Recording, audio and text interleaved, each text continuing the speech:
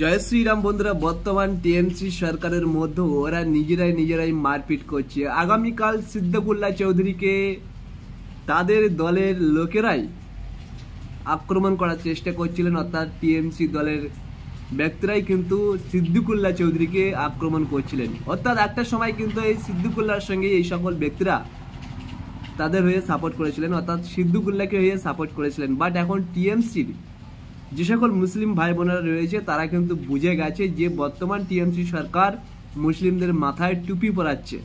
অর্থাৎ তারা কিন্তু আর চাইছে না বর্তমান টিএমসি সরকারকে সিদ্দিকুল্লাহ চৌধুরীকে আগামীকাল যেভাবে আক্রমণ করার চেষ্টা করলো তাতে করে হয়তো তার সিকিউরিটি গার্ড না থাকলে সমস্যা হয়ে যেত।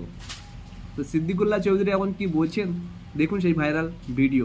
এই সন্ত্রাস যদি বন্ধ না হয়, যদি দল ব্যবস্থা না করে, আগামী 10ই জুলাই কলকাতায় মহা মিছিল বের করে প্রতিবাদ করব, এটা আমি আজকে বলে দিলাম।